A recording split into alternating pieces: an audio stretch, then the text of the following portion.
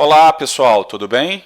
Sejam bem-vindos novamente em mais um vídeo do nosso curso. No vídeo anterior a gente introduziu o conceito de lógica e começamos a falar um pouquinho sobre algoritmos. Vamos dar continuidade agora falando sobre algoritmos e lógica de programação, linguagem de programação. Tá? Então, o algoritmo, o que vem a ser o algoritmo? É qualquer sequenciamento de atividades que tem uma ordem lógica que tem como objetivo realizar alguma ação. Tá bom? Então, tudo que fazemos no dia a dia possui uma sequência de passos, tá? Tudo que fazemos, tá? Então, atravessar a rua, fazer um bolo, escovar os dentes, acordar, ir para a escola, estudar alguma coisa, tudo tem uma sequência de passos que utilizam certas estruturas lógicas para que a gente consiga resolver. A gente ainda está no comecinho da lógica de programação, na hora que a gente estudar, começar a fazer os primeiros algoritmos, a gente vai ver algumas estruturas de decisão, estruturas de repetição, para ver como que a gente realiza uma sequência de passos com um pouquinho mais de inteligência. Por enquanto a gente vai pegar aqui algoritmos mais simples, para a gente entender o que é um algoritmo, tá bom? Então vamos lá.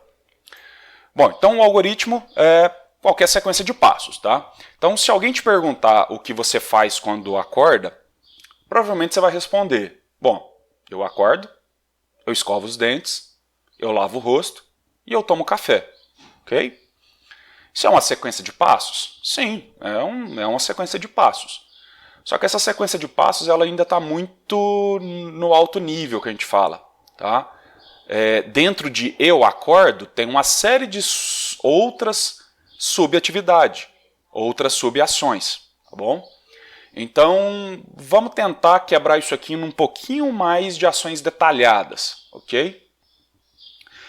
Antes disso, né, os exemplos de algoritmo que eu havia comentado. Né? Então, fazer um bolo é um exemplo de um algoritmo, tá? Trocar uma lâmpada, atravessar uma rua, isso tudo são ações, tá? Que eu posso descrever em várias atividades e que tem um sequenciamento. Tá? Então, fazer o bolo, você tem que pegar lá os ingredientes, colocar os ingredientes numa certa ordem, mexer, depois que mexe, coloca no forno, aí fica por um tempo, depois você tira, trocar a lâmpada da mesma coisa, você vai verificar se a lâmpada está queimada.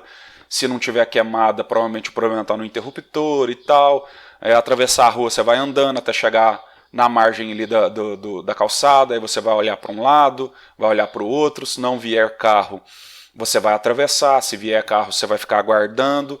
E aí, então tudo isso é uma sequência de passos que pode ser bem descritas e ser executado pelas pessoas. Tá bom? Então vamos entender né, o que são esses algoritmos. Antes disso, mas vamos dar alguns exemplos aí de coisas que não são algoritmos. Tá? Então, uma bula de remédio. Uma bula de remédio não é um algoritmo, tá? É simplesmente um conjunto de informações ali que não tem uma determinada ordem, uma determinada sequência. Tá bom? É simplesmente um conjunto de informações que estão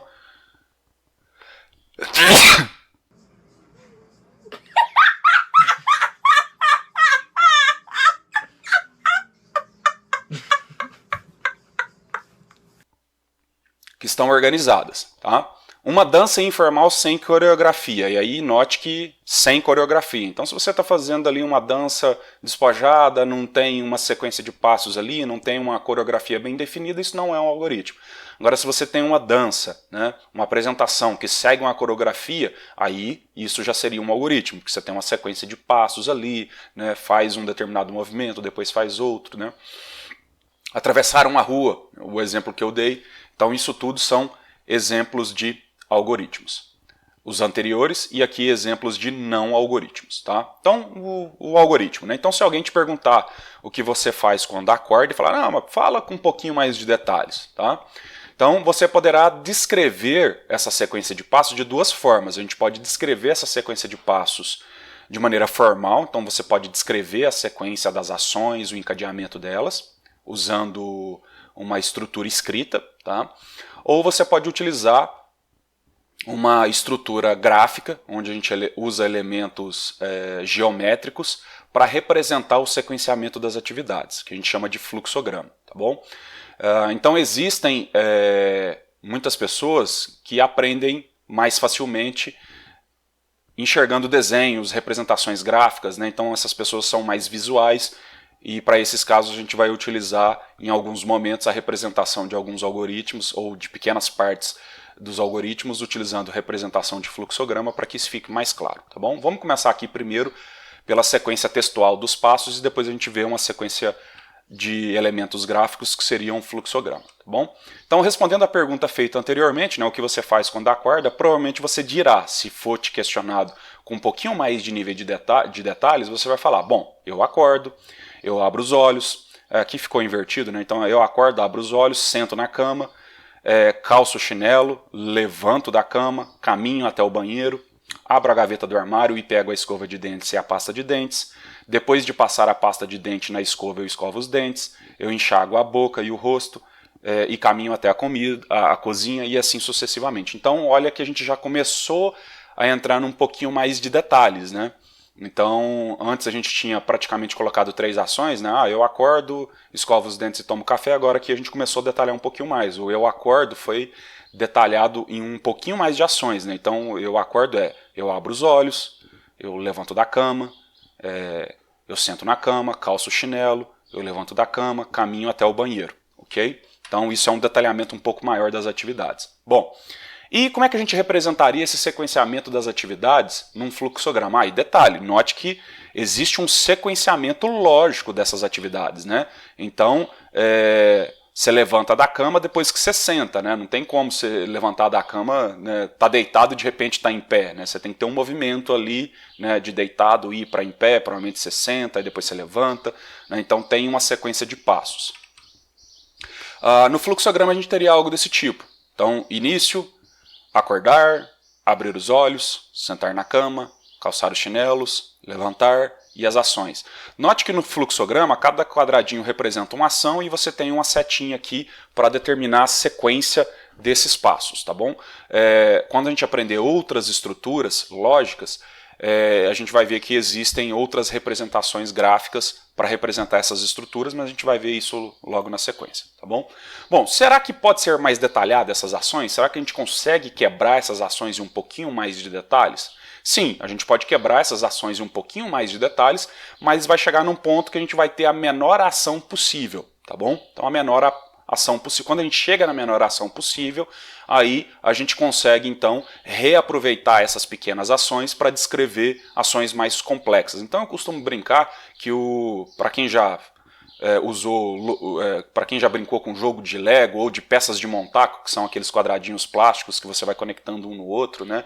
Então você tem com aquelas pecinhas você pode montar qualquer coisa, né? Uma casinha, um avião, um helicóptero, né? Então você usa peças individuais, você vai juntando essas peças individuais até você conseguir formar algo maior. Então aqui é a mesma coisa, você tem uma série de ações, de pequenas ações, que elas podem se repetir várias vezes em soluções de problemas diferentes, e a junção dessas várias ações vai concluir uma determinada atividade, ok? Bom, então vamos pegar aqui, se a gente pegasse as ações que a gente faz no dia a dia, vamos tentar detalhar essas ações em ações menores, a menor ação possível, tá? Então eu posso ter deitar, levantar, acordar, andar até, parar, escovar, lavar, abrir, fechar, pegar, soltar. Então normalmente as ações e os comandos elas são verbos, né? Então você realiza alguma coisa, né? Você tem uma ação associada. Por isso que aqui a gente está chamando de ações e comandos. Depois, mais à frente, na hora que a gente começar a escrever os nossos algoritmos, a gente vai fazer algumas brincadeiras aqui. Eu vou inventar alguns comandos do mundo real e vou falar para você descrever uma determinada atividade usando esses comandos para você conseguir exercitar a sua capacidade de pegar uma ação que você está acostumado a fazer no cotidiano e detalhar isso com mais detalhes, tá? Porque esse é um grande desafio na construção de algoritmos. A gente tem que ser capaz de olhar para um problema maior e conseguir descobrir dentro desse problema maior os problemas menores que compõem esse problema e aí então resolver esses problemas menores individualmente até que você consiga, resolvendo cada problema individualmente, somando as soluções, você ter a solução do problema como um todo, tá bom? Então isso é muito importante, a gente vai exercitar isso bastante, tá bom? Bom, será que pode ser mais detalhado? Será que a gente consegue detalhar mais? Até quando se desdobra uma ação para escrever um algoritmo? Tá? As ações são desdobradas até o conjunto básico de comandos disponível na linguagem de programação. Então, se a gente fizer um paralelo com a linguagem de programação, que a gente vai começar a falar agora, a linguagem de programação nada mais é do que uma junção de vários pequenos comandos que fazem coisas muito simples, como essas aqui. Deitar, levantar, acordar. São ações extremamente individualizadas e bem específicas. E aí a junção dessas várias ações te permite você solucionar um problema maior. Okay? Para que esse vídeo não fique muito comprido, eu vou parar ele agora e no próximo vídeo a gente começa a falar de linguagens de programação.